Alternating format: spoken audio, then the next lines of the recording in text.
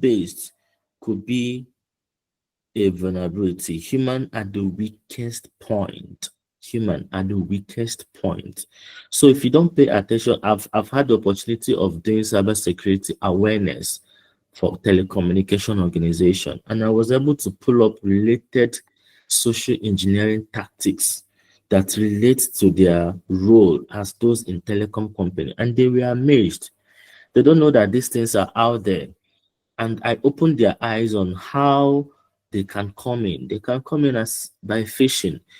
If let's assume I want to target MTN, I'll visit MTN website and start doing reconnaissance, copying the staff email. Let's say a day at mtnnigeria.com. I'll be copying those email. Of course, I will try to know the department this person is. Like these are my reconnaissance gathering information.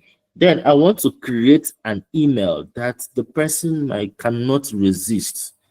And if I'm creating that email and I'll put your name, address it to your name, right? I will make it look like this is something that will benefit you. This is coming from MTN headquarters, right? You need to update, right? These are human-based errors that could lead to vulnerability that an attacker might use and gather information about you, right? Now, what does this mean? It's just a mistake or habit by users, which I just explained now, that attackers take advantage of through the means of phishing with the act of social engineering. Listen, phishing and with the act of social engineering.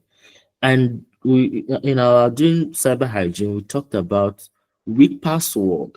There's some, like in the past, there is this thing that companies do. They change their password every 30 days, depending. But now they have stopped that because they realize that staffs don't care. They keep repeating password 12345. They'll just put at.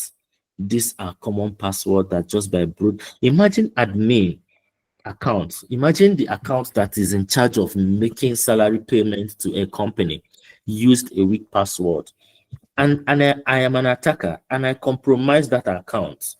I can actually queue in my own details to be paid as a staff in that company. Are we following? I am making this relatable for us to see what happens day to day in our organization. Imagine finance department of a big fintech company that have the list, that have the number and resources of staffs that work in their different branches. Imagine compromising such admin accounts. Now, on compromising that admin account, I've penetrated that account and I am looking at payroll. I'm looking at those that have collected their salary and pending payments. Now, admin accounts have so many privileges. That admin account could have a higher privilege, could have a higher privilege, could have a higher privilege to edit, to remove a staff, to include a staff, to remove an account number of a staff. Now, imagine as an attacker, I have access to those. What I can actually queue in my information. There was one time I heard a story about someone that left a company. I'm not going to mention the name of the company, but for a couple of years, this person was still receiving salary, right?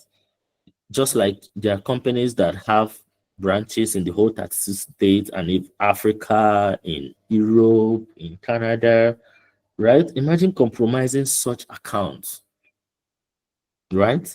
Now, imagine using, okay, imagine compromising a CEO account and CEO giving the finance department authority to pay a particular account $1 million. These are human-based error. These are human-based vulnerabilities. Now, imagine a weak password to such accounts. That's why they stopped password rotation. Instead, they now started putting up security measures using strong password, storing your password in a secured, putting multi-factor authentication that has to do with something you know, something you have, and something you are. Your password, something you have, something you know, your token, something you are, biometrics, right?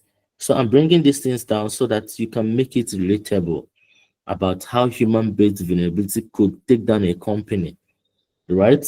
Now, there is a difference between a threat, a vulnerability, and a risk. Now, if you are coming into this field of cybersecurity, you should be familiar with the terminologies. Just like when you hear a medical doctor speak, they use their terms, their terminologies, that you can say, yes, this is a medical doctor. When you hear a lawyer speak, you can hear them use their terminologies. So you as a cybersecurity expert, cybersecurity analyst, aspiring SOC analyst, you should be familiar with those terminologies. So when you are talking, someone will say, yes, you know what you're doing. So know the difference between a threat, a vulnerability, and a risk. Do you have a question before we proceed? The floor is open. Like I said, our session is always going to be very